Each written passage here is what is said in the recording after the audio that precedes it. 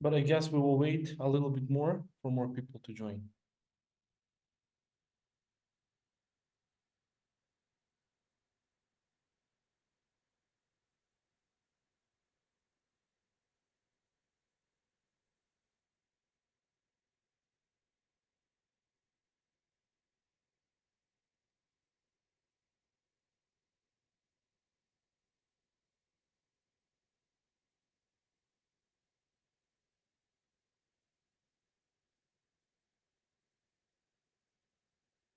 There's a question you have here in our in the flow.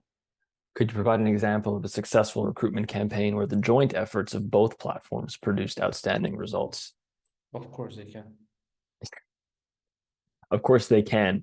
The example, though, would be difficult to provide as we haven't had that much experience working together yet. But I can definitely provide an example of how we work with other EOR platforms or other employment platforms as well. So if we get to that question and if we need to give an answer, we'll give a good answer there too. Yeah, but I'm excited, guys. We're gonna have a good flow. Loosen up, We have people joining in just a little bit. Here's Mia as well. Hi, Mia. Mia, where is your native team's background? And don't tell me you don't have it. I've totally messed everything up today. Like, I need to put my back.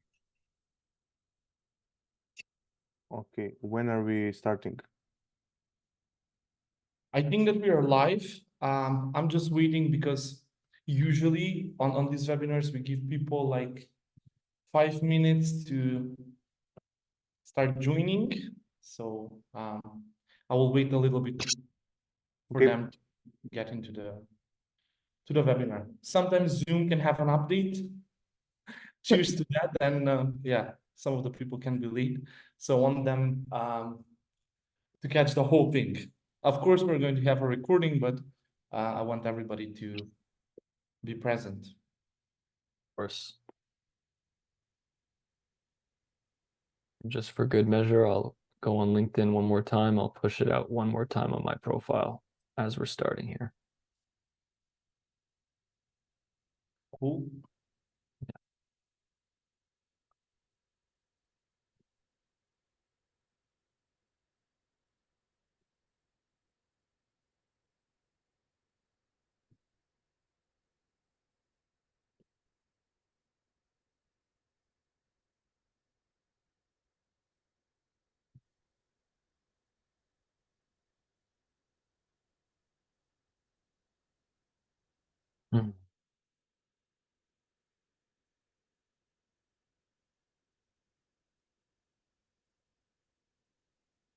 Okay, I think one more minute and we're good to go, right?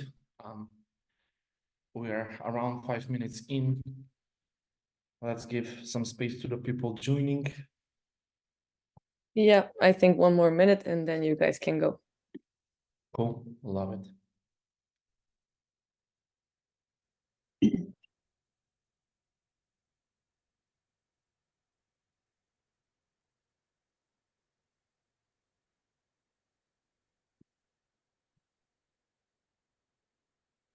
We should have some background music, to be honest. The elevator music. The elevator music.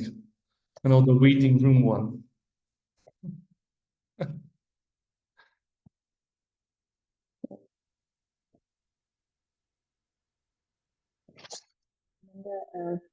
Okay, I think we gave enough time, right?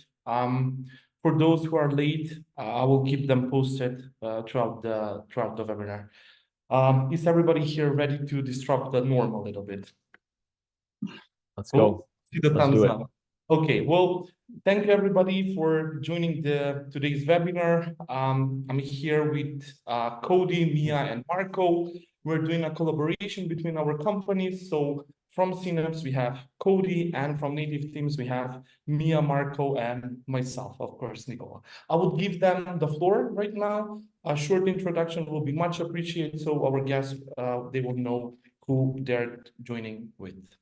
Cody, your turn. Appreciate the introduction, Nicola. Thank you very much. and we appreciate our partnership with native teams as well.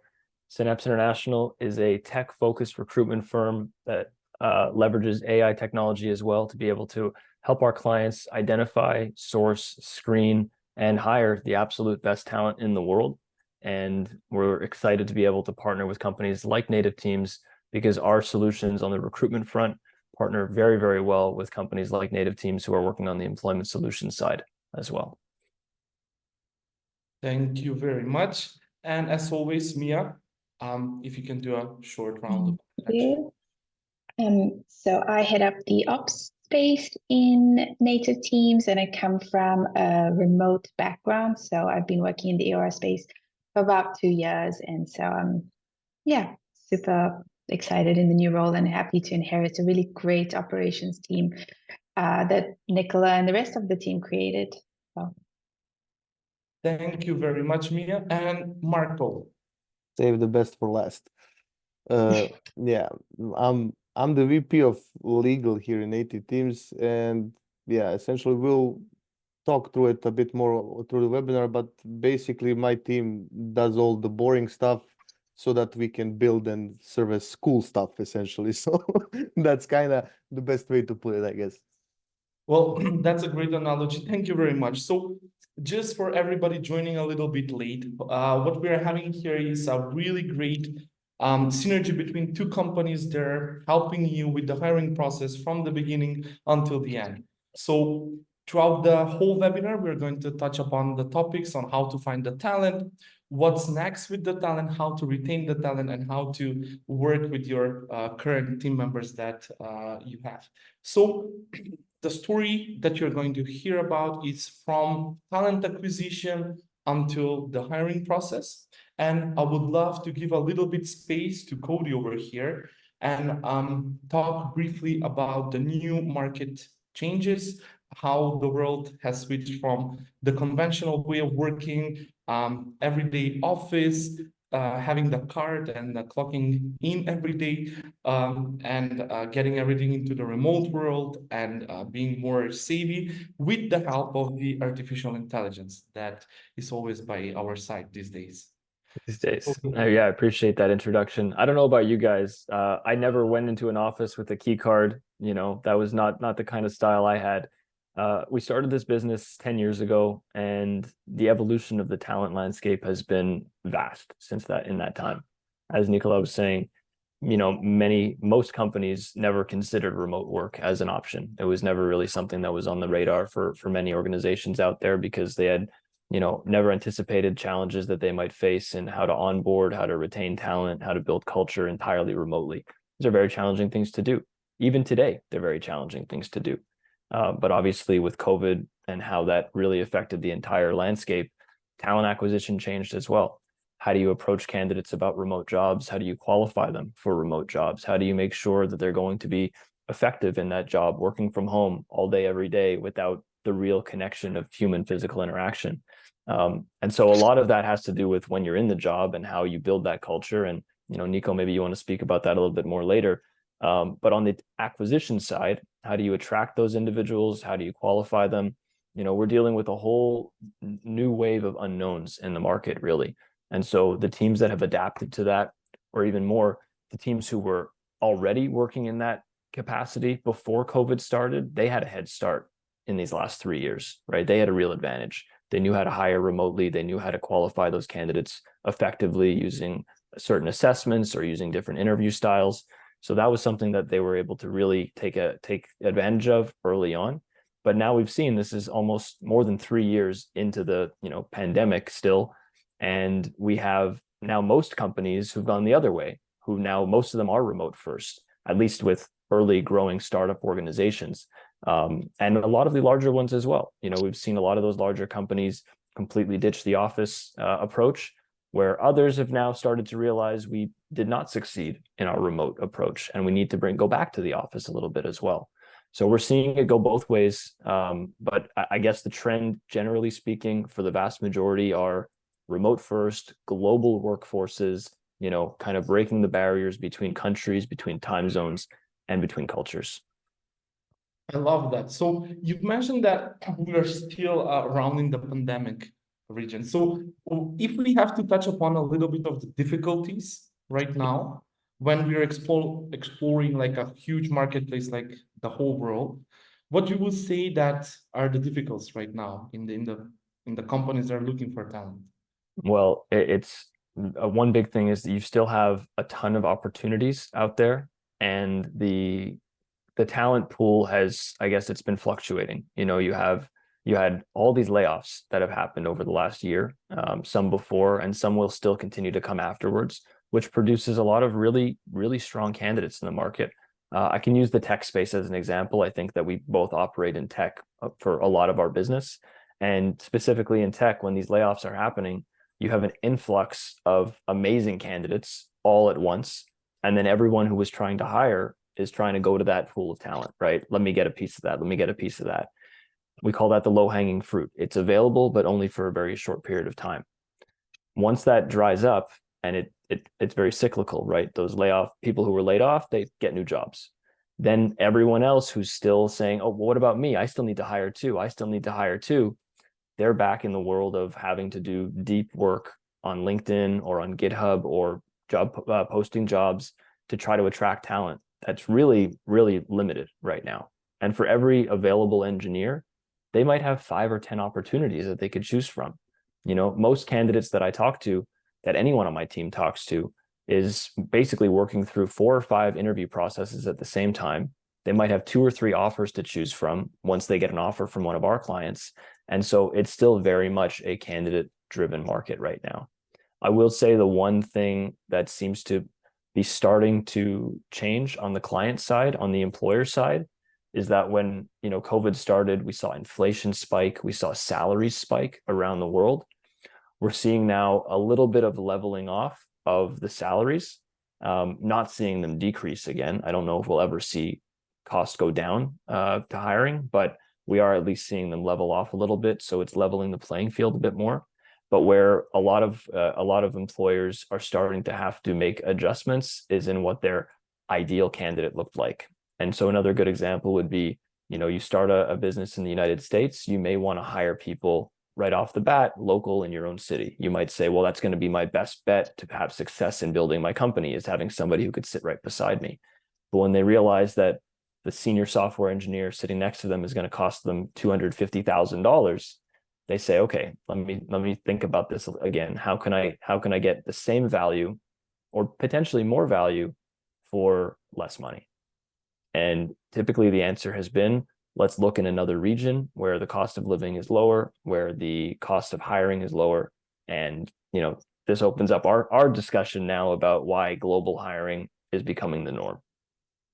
Yeah, well, definitely. So based on that, okay, so you mentioned a really good point there, and I think that we are aligned on the part where the companies are starting to look into different parts of the world, different regions where they can save a little bit on their.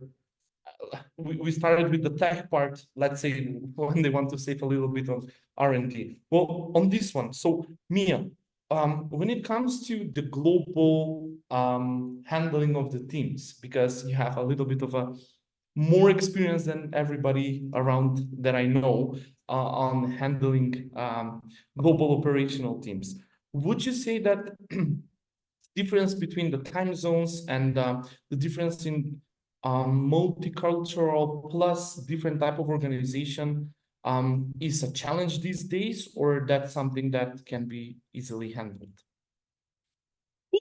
And I think I'll answer the second part first. Is multiculturally, we're seeing that we're actually more similar than we are different, not necessarily in the way we work, but in the way we communicate with each other. And I don't know whether it was COVID or just humanity actually proving itself, is that people actually are very much the same. We all have similar values. We all want the same things out of life. We want a good work-life balance. And so that is less of a concern.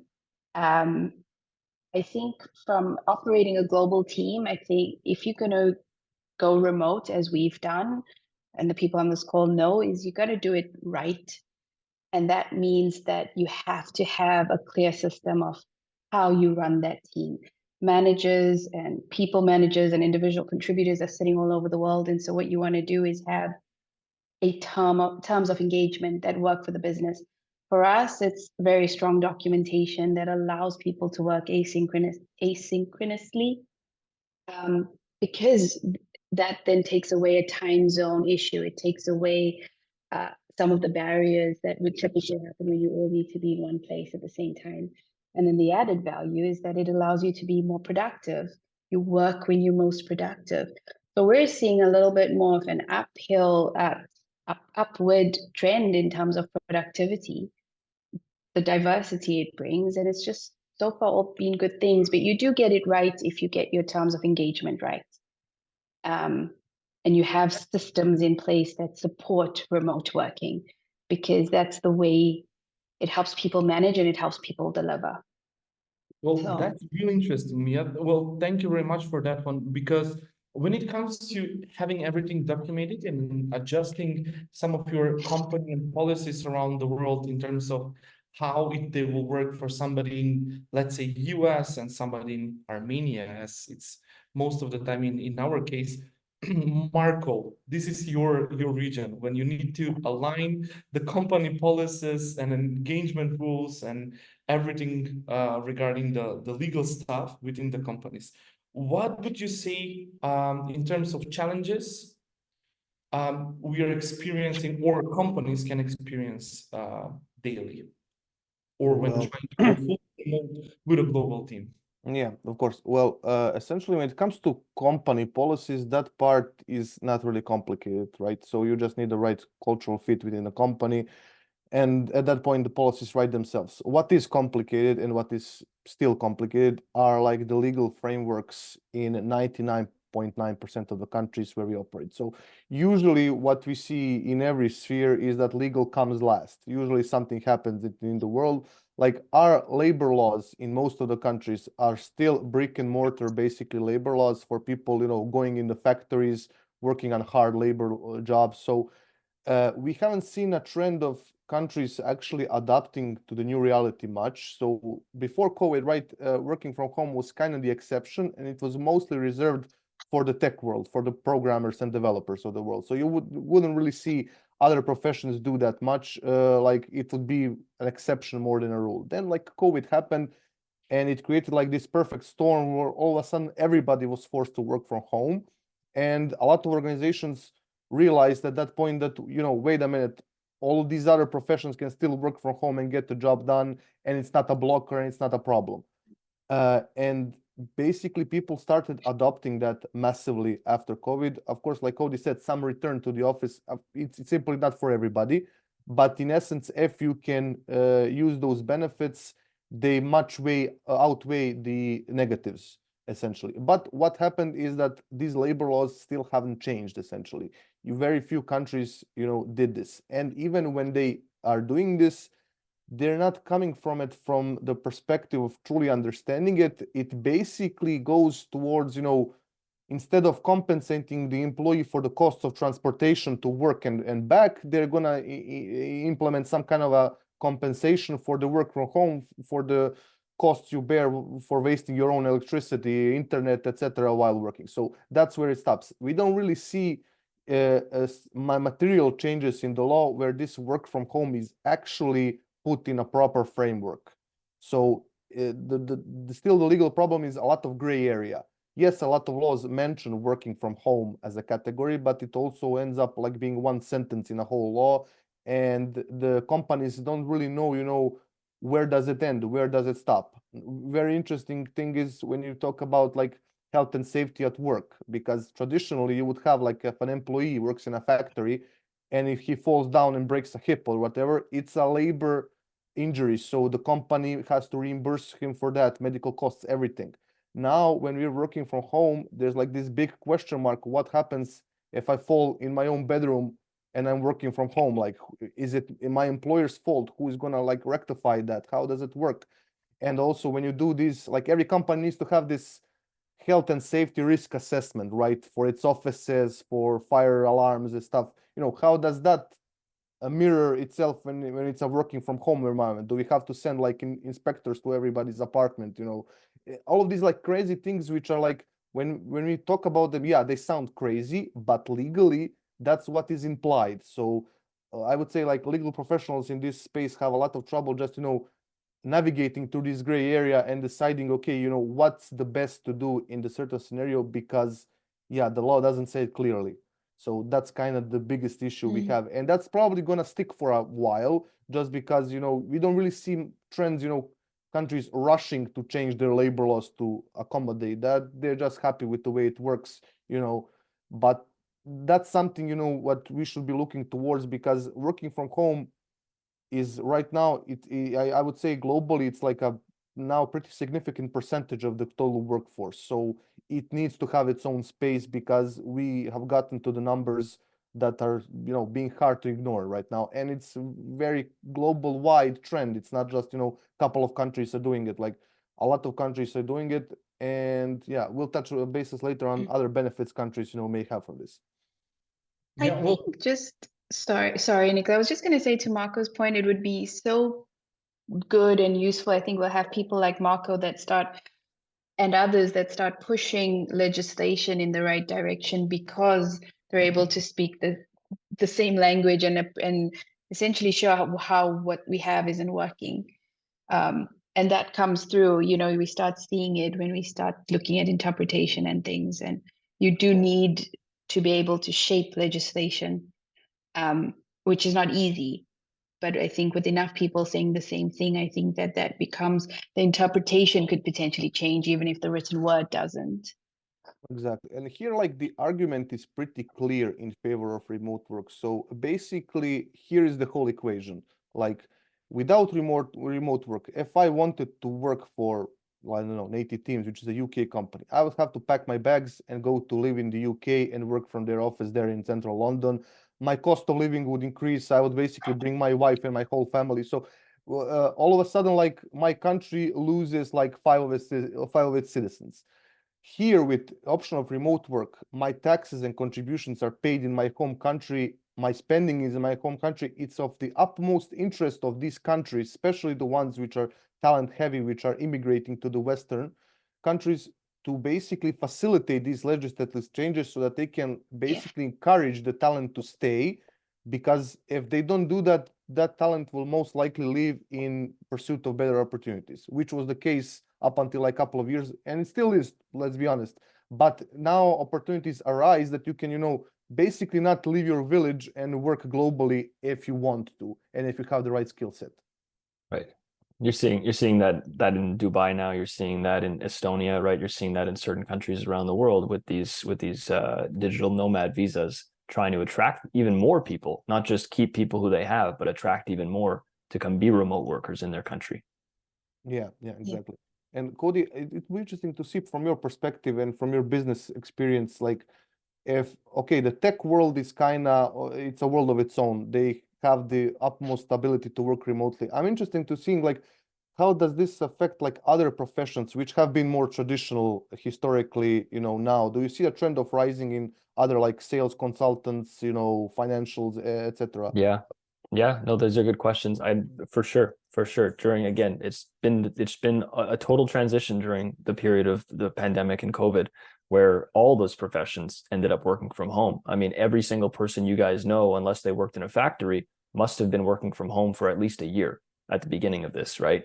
Now, again, many of those offices, whether they're law firms or accounting firms or consulting companies, they may have gone back to offices. That was the norm for them before. It may have continued to be the norm after the worst of the pandemic.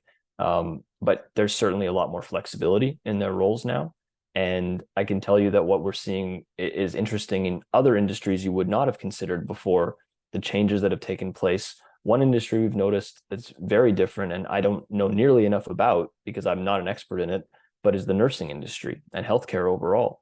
You would think that healthcare is an in-person type of a role, right? You have to physically touch someone and check up on someone. Telehealth has boomed. Telehealth is massive. How many people, do you know now who can call their doctor, do a FaceTime call with them, or a video call or Skype or whatever it is? So you have this entire industry that's evolving. You have, nurses or doctors who now travel for work. They work 6 weeks on, then they work remotely for 6 weeks. It's a totally different world that we're living in that many people could not have possibly anticipated before in those sectors, right? In tech, it was always on the horizon. Many companies already had it. But Marco, like you said, there's a lot of other industries you would not have anticipated remote work being so prevalent, but it's taking more and more, more and more people are now getting on board with that idea. And as Mia was saying, learning how to do work asynchronously, I think makes a huge difference there.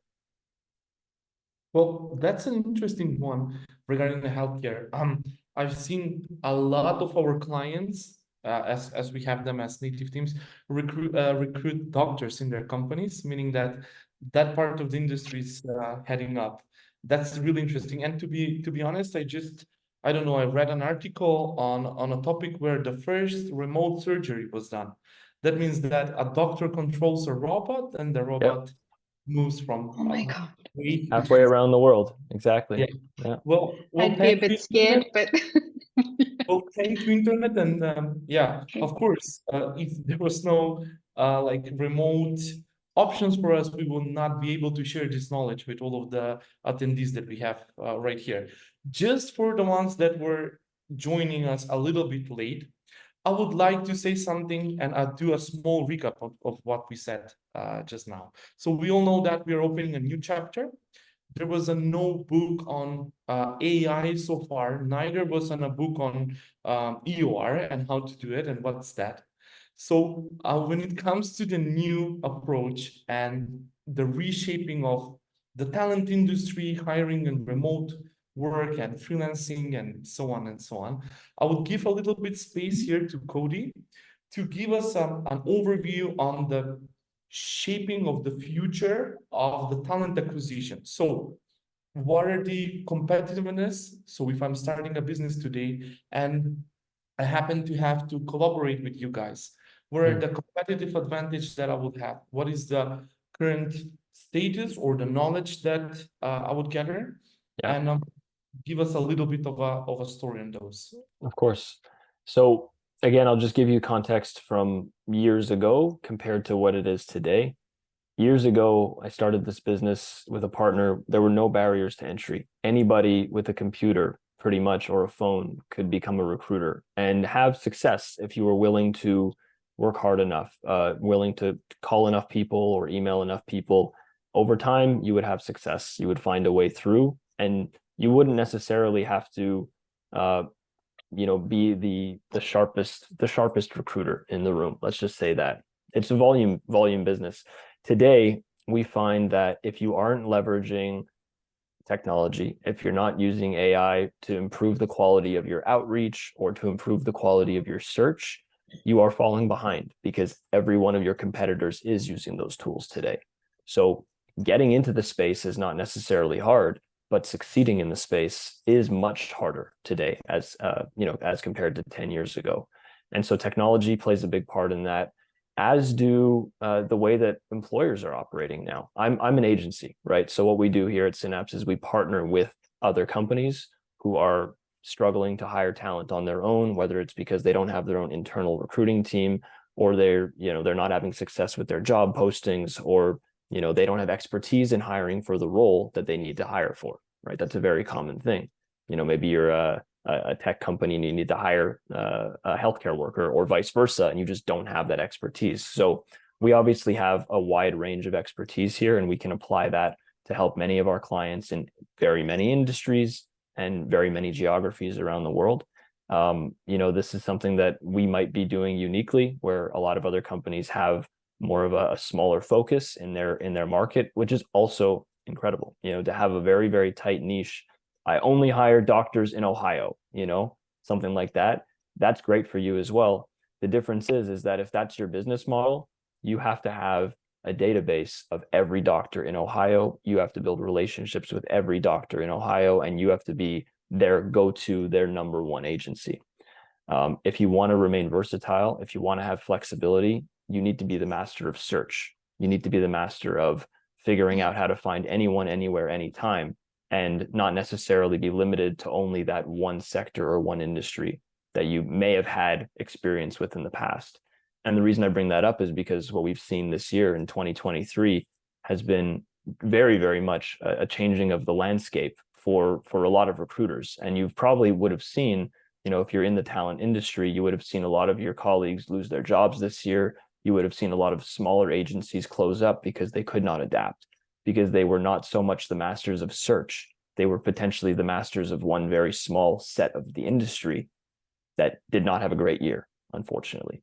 Again, with layoffs and everything else going on and inflation, it just made it very hard for a lot of companies in the employment solution space and recruiting and staffing to have sustained success. So I think that's where Synapse separates itself, and that's where most successful recruiting agencies today have mastered search, have not just built a database for the last 30 years, which is great, by the way, but they have more than just that. But in the overall process, when does the AI comes in place? And if we have a funnel, let's call it a funnel, how AI can help me within that particular funnel? Great. So we developed a technology called Talent Snap, and FitScore is the specific technology behind it that allows us to very quickly, in a matter of seconds, identify whether a candidate is truly going to be the right fit for your position. You're basically, uploading data on what your role is and who your company is. You upload the same data on the candidate side, where they've worked, what skills they have, and the algorithm does its work to very quickly tell us whether we've got an 80% fit, a 90% fit, or a 10% fit, right? And taking that information and taking that knowledge gives us a huge head start into then going into the qualification process. Like, what does our first interview need to look like? Do I really need to have 5 steps with this candidate, or can I just go into it with the knowledge that they're already a really good fit and be able to then shorten the time that it takes for me to make this hire? So that's our technology. That's one way that it's applied. Another way that AI is being applied throughout the industry is just very simply with job boards, right? You might see on LinkedIn, some jobs have 500 applicants in a matter of 5 hours, depending on who's posting that job. If it's a really well-known employer, Meta, for example, I imagine that most of their job postings are flooded in seconds to minutes. There's no way that it's a human being behind the screen going through all of those profiles to see if they're the right fit or not. Meta has technology of their own. LinkedIn has technology of their own. Everyone is developing an AI solution to help sift through resumes in a matter of milliseconds, so that it doesn't take the human eye minutes to potentially hours to going through all of those applicants to still end up missing a lot. Because again, unfortunately, we are prone to error, right? We are prone to missing things. I'm sure you're all in the same industry. I'm sure you've heard the phrase that a recruiter will spend 7 seconds on your resume before deciding whether you're worth more of their time or not. So that's all the time a human is willing to give you, and we all know that in 7 seconds we're going to miss a lot. So AI is very helpful there if it's a strong technology, if it has developed and if it has had enough enough data run through it that it's seen enough, because that's what it always comes down to. The day you turn it on, it's not going to be that intelligent, but after a year and after 100,000 CVs going through it, it's going to be a lot smarter than most of us are. That's I love it. interesting. But Sorry, you go on. said that it goes too far. What are the limits? So just to give you a brief overview. So we are really passionate about our culture, let's say within our company as native teams, and we're really looking into some soft skills, and we're really looking for that human touch, and we want the candidates that we are filtering out to be the right fit within our company. Yeah. So from your current overview and experience and all of the use cases that you've seen, how far we got with the AI, would you say?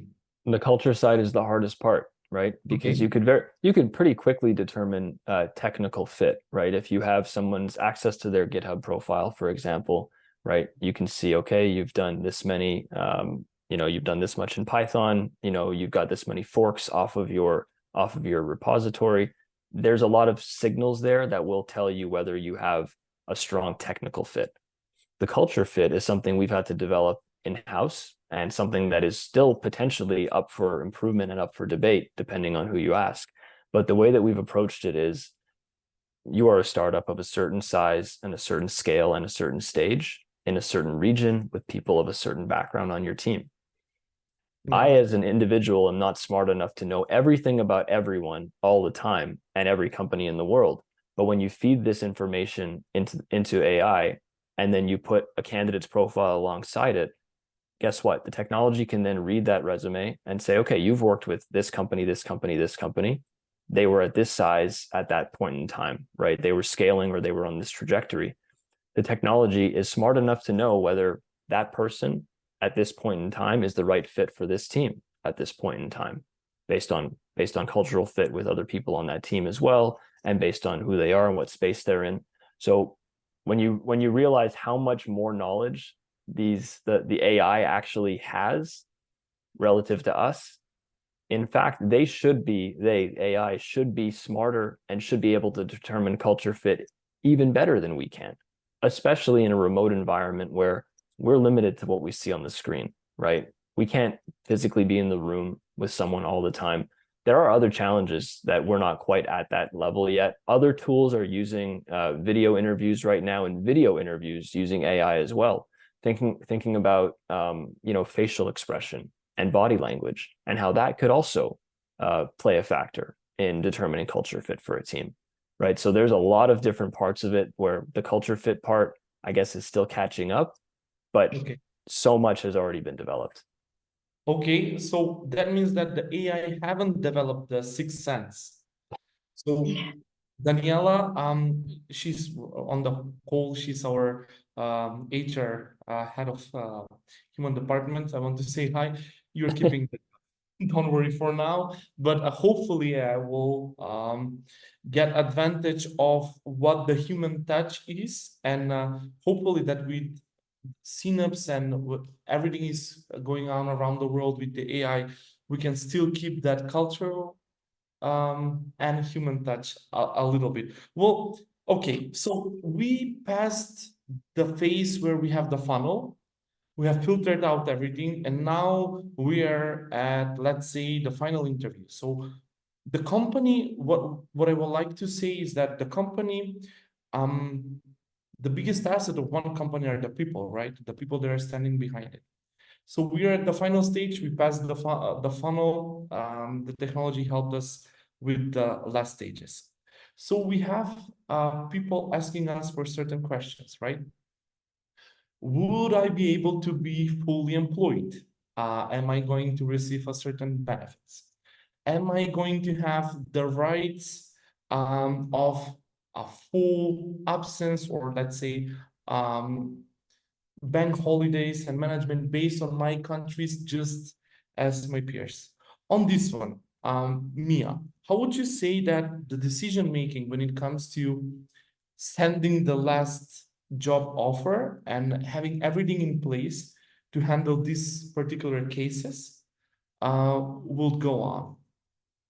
Having in mind, we as native teams, we try to be as global, and we are trying to simplify every process when it comes to employing globally and reaching out to a global talent pool. I think it starts at the beginning of the expansion stage, and where is it that we want to go? Where is it that the company that's offering the services want to go? And you do a lot of homework there on how attractive it is to enter the market as an employer, and how attractive it is to compliantly hire and pay people within the market, within that market. And then you hire people like Marco who are super strong, that then build that out so that we are making sure that we are reflecting exactly what's needed in that market that we've chosen to enter. So there is a lot of responsibility on the employer at first to make sure that you're sticking to the rules, you're compliant, and that you're being fair to the employees. It should be no different, no matter where that employer is based or how the employee is treated, but you have to do your homework. And I think, Marco, you can attest to, the local contracts, the type of work, in some cases, the currency. There's certain countries where the currency, is not euros, it's not USD, and the way it's stated in the contract, that's how it has to be. So there's all these things that have to be looked at before you say, right, we actually offer compliant hiring solutions in that country. Yeah, at the beginning when I said all the boring things, that's kind of what I meant. So there's like all of this back work that goes towards having a really simple answer at the end of it. So once that job offer comes at the end, there's not much in terms of additional questions. There's like a lot of clarity there. But you know, before you get to that point, you do need to put down work, especially if you want to spread yourself so much wider than, you know, your traditional business. Because yeah, your traditional business is operating in one country. They can pretty much nail all the expertise they want in that single place, and that's, you know, less of an issue than if you're taking a truly global approach. What's interesting is from the client's perspective, when the clients are now hiring global talent, is something that Nicola touched upon, is essentially, you know, how do you make sure that all the employees are treated equally if like mandatory law provisions are different between the places? Like if in my country I have 20 days of annual leave, but Nicola has 25 days in his country, and we are working for the same company from the same salary, am I being discriminated or not? Like those are like the questions that are starting to being asked now, just because you have people working from all over the place. And yeah, legally there's not really an issue there, but that's more of an HR question. Like the HR departments of the company or the agencies which are advising them, like Cody's, you know, those are the places who should offer guidance to the management in order to make sure like the employee policies and rules are set up so that everybody in the team is happy.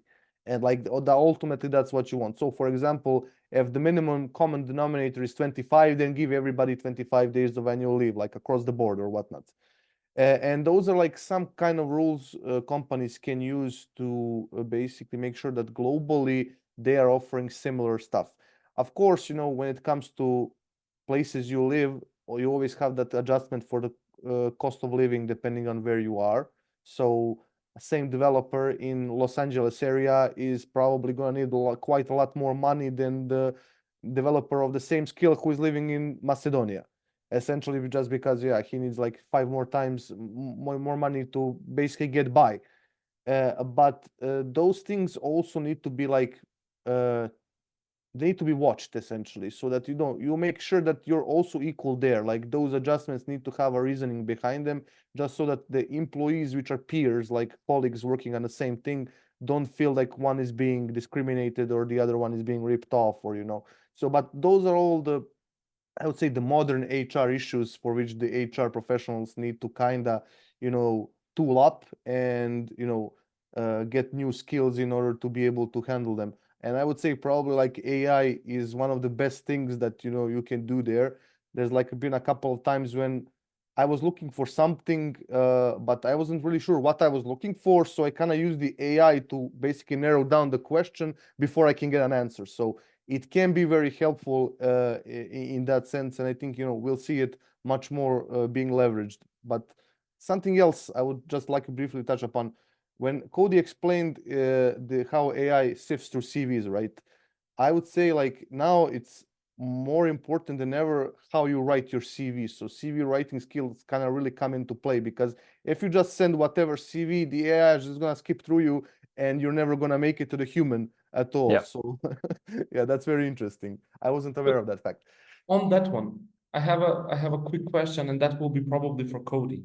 So if an AI writes my interview and an AI, interview CV, AI has to check it, will there be repercussions? Will it be? I hope AI is smart enough to catch it in itself, you know. I read a resume last week, and I've seen thousands, right? I know exactly what when I see it, you know, and I could tell very quickly that most of this candidate's resume was written himself over the years.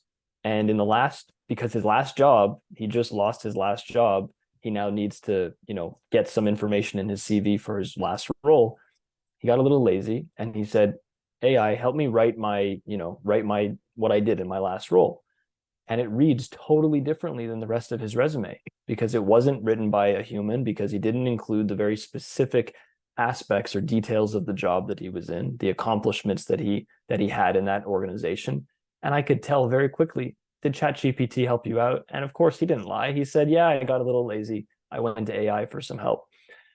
Like Marco said, I don't think it's going to benefit people to just lean on AI for writing their CVs. I think it's a skill you have to improve. Writing skills overall, I mean, I think all around the world, writing skills are probably in decline because of AI and because of other tools, right? Spell check, Grammarly, whatever it is. So if you are planning on making a move at some point soon, it's good advice to be mindful of how much AI you're going to leverage. You know, you still need to be the one who's doing the job at the end of the day. Make sure your CV, you've written it yourself, you know, and using this same topic, part of what we were talking about before about how AI could help with the culture fit assessment, we can read people's handwriting, all not physical handwriting, but how they've written things all over the internet. It's in the public domain. If you've got LinkedIn, if you've got a Facebook, a Twitter, whatever it is, we can also have AI read all of that and tell us something about you. You know, there's tons of different personality assessments and scoring that we can do to get to know whether you're a type A personality or B, or depending on which type of a system you're using. So AI can help us read all of that and actually give us insight into who you are as an individual, personality-wise as well. Well, to be honest, now I'm starting to realize some of the work that I've seen online. I'm talking about some of the LinkedIn posts, how it doesn't correspond with some of the people's skills that I've seen online. But let's say I'm writing my CV, right? I use the AI. Would the system get me out of the filtering option? Would I need to do something manually in order to get everything in place, or how that process will go? Because sometimes people might get advantage of the AI, which it's not that bad, but sometimes you want them to put their touch into stuff so you can feel Yeah. around. Yeah. So I hope that the screening technology, the filtering technology, is smart enough to catch it when it sees that AI wrote someone's CV. I don't know if it's all the way there yet. And again, like, some people are a lot better at their use of AI, where they're going to take what it shares with them on ChatGPT, and then they're going to say, okay, you know, this is good, but I need to make it my own, you know. So if they're going to do that, they're probably going to get by, and they're going to be okay. But again, any recruiter worth their time is able to then read that resume and very clearly tell whether it was written by a human or whether it was ChatGPT. well, It's you mentioned Daniela, Nicola. She does have that eye that Cody's talking about, even if it's an email that comes through from a candidate. She said, "Oh, that's ChatGPT," and she can do that just by looking at it. Something I can't do. So yeah, I think it's a recruiter worth their salt is able to do that. And at some point, you're going to meet a human right today, right at the bottom of that funnel you spoke about, Nicola. There's going to be a human there. Yeah. And that human's going to check in if, can you say what you know simply? Because if you don't, if you're unable to speak to your resume in a simple way, you probably didn't write it and know the content.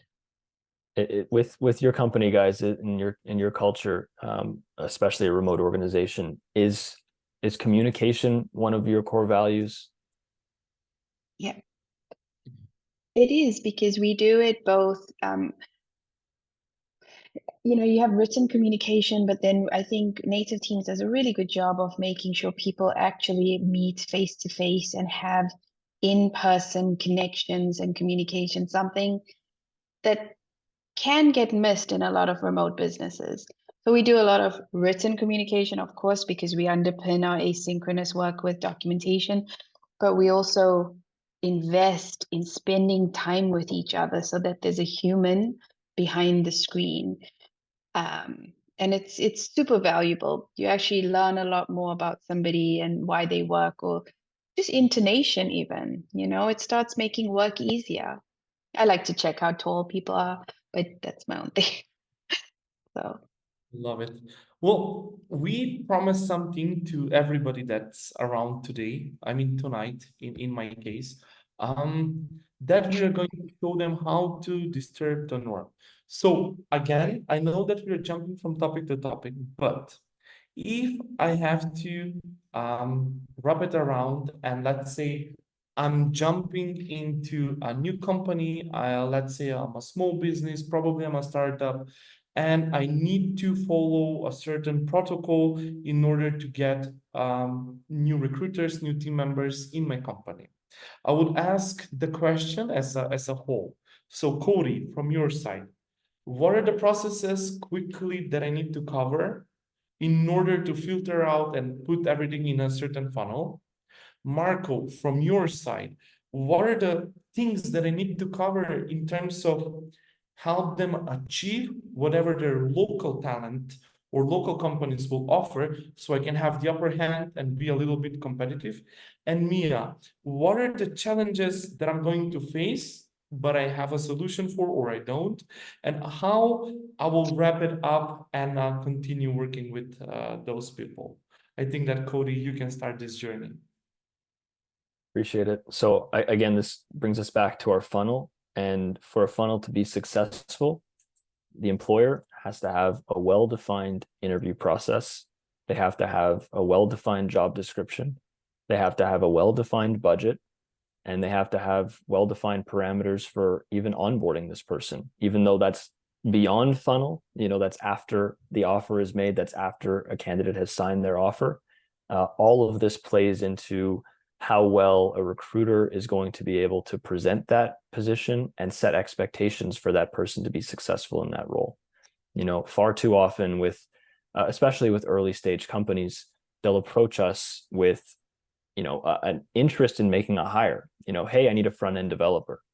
Okay, great. What do you need them to do? I need them to do React.js and Next.js, Okay, great. How do you plan to interview them?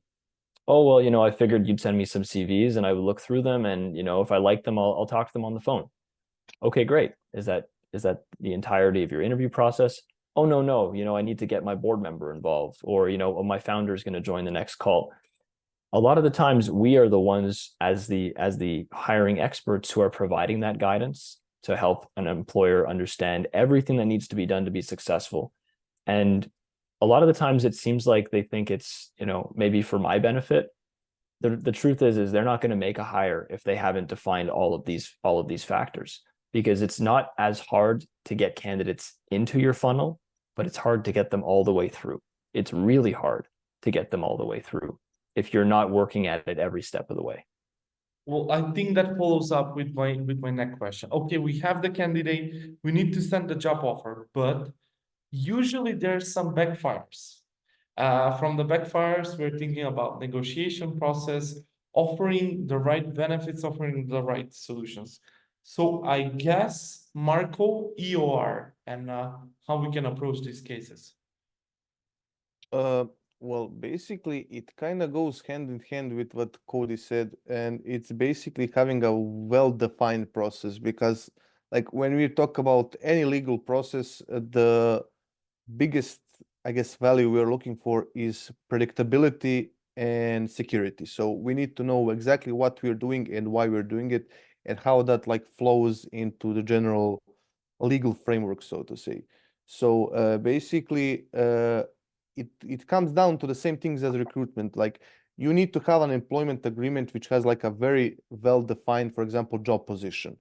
You need to have that even before in the recruiting phase if you want to find the right fit of the candidate. But once you do find him and once he goes all the way through the funnel, the next important step is to basically mimic that in the job offer and mimic that in the employment contract. And sometimes, depending on cases, with the EOR, we are getting into this problem we never had before in the global employment scheme. And that's basically, having the employer from one culture and geography negotiating with an employee from a totally different culture and geography. And what happens sometimes is that something that's very normal to the company or the employer is abnormal to the employee because they're coming from different places. For example, let me use this. Like in the US, and the employers from the US, they're used to having this at-will termination employment contracts, which basically means that you as an employee and me as a company, when we sign the contract, we say I can terminate you at will whenever I want, essentially. But that type of a termination doesn't exist, for example, in Europe. It exists nowhere in Europe, so that's impossible. So sometimes, you know, you need to bridge those gaps between people. Like another example is with the health insurance. In US, that's a very big perk, while in Europe, that's like a standard. Everybody has to have it. You cannot go around it. And a lot of times when we do have these cases, you know, we do have to understand that these people sometimes come from all of these different places, and that you have to explain these things, which kind of to you maybe be very that simple, but for them, they're really, you know, not. So once you kind of do that, you then have to consider the local legal framework and adjust the employment contract and all the legal documents so that they basically fit what the company as the employer wants, but is within the boundaries of the law of that country, and that the employee is satisfied. That's also one of the most important parts. You want every party to be satisfied and for it to be compliant at the same time. And usually that's doable, but it sometimes takes a little bit of more back and forward, you know, negotiating, explaining and tutoring clients, basically giving them, you know, explanations and going with them on calls and explaining how things work in certain areas, just so that they understand. And once they understand, they usually accept. But, you know, you just have to be, you don't have to go from a perspective that, you know, everybody knows everything what you know. You have to basically go from a totally different perspective that, you know, they don't know anything, and that's why they're coming to you. And that's why it's kind of your job to guide them through the process as well as provide the service. Just to speak on that for a moment, we provide, you know, the recruitment solutions for clients all over the world, and you know, we always offer partnerships with native teams or with any other partners we might have who can support their EOR hiring needs. And it is totally true, as Marco said, that you basically have to treat everyone like they don't know anything about this, because some will tell you, yeah, we've done it before, yeah, I know how to do this. They may not know the you know, the specific details of this new country that they've never done it in before, you know, or they might not know how to explain it to the candidate, to the employee they want to hire in the right way to make them comfortable and confident. You know, we deal with it all the time where the employer feels like they can and, you know, are the best person to sell this new EOR solution, but the candidates are left confused. They have more questions afterwards than they did before, you know. So the knowledge there that needs to be transferred and the discussions that need to be had should be done more proactively. You know, as Marco was saying, as I was saying, the more that is already well defined at the start of a process, the better chance you're going to have at success at the end. Because like Nicola was saying, you don't want to get to negotiations and then also find out, oh, I can't hire them in the way I thought I wanted to hire them. Oh, they also need these benefits. Oh, they're also not able to do at will. So many other things are going to come up if you didn't cover it or address it before you really started. Exactly. You're on mute there, Nico. Nicola, I was accidentally muted. It happens on this online stuff. So what I was saying is that that's the core kind of a trend changer or a game changer when it comes to, if you remember, like a couple of years ago, outsourcing companies were booming, right? So outsourcing was like the main go-to to every company that wanted to start to build something new or to improve some of the processes. On this one, Mia, what would you say that is, why would you say that the world switched into EOR rather than completely outsourcing? Would the degree of transparency and control within the companies plays the key part, because you're doing your own talent acquisition, you're doing your own research, and you're trying to build something that you will own, and you're not outsourcing a certain IP to somebody? What would you say that changed the whole EOR to outsourcing industry, and why we are building the culture more? I think you're right about you know, the technical stuff like the IP and everything that goes with it from a more technical perspective. But I also think it gets down to the bare bones of like Maslow's hierarchy of needs. Humans want stability. They want to be part of a community. They want to be part of something that is very real and that gives them the ability to plan ahead, to be part of, you know, to create a lifestyle that is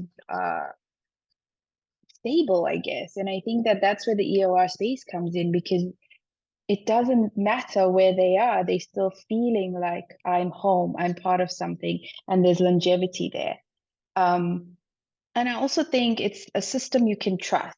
I think that once you're in a space where you feel like you have stability, you build trust, and then it supports the employer, because with trust comes productivity.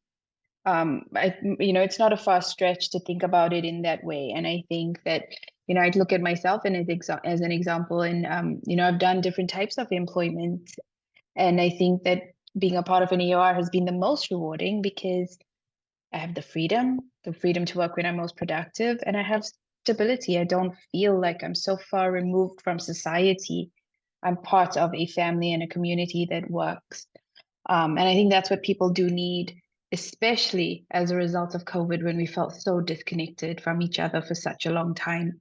And that's only fed the EOR business in a healthy way. Well, I wanted to put some finishing thoughts, but I wouldn't say any more further than what you just said, because that was a beautiful finisher and you wrapped everything around really nicely.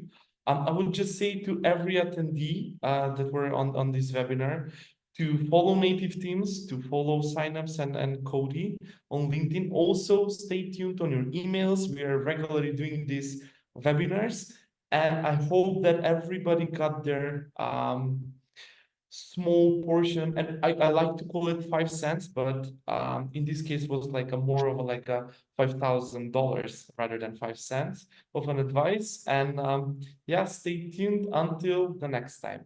Thank you, everybody. Thank you so much. Thank you. Bye bye. Bye.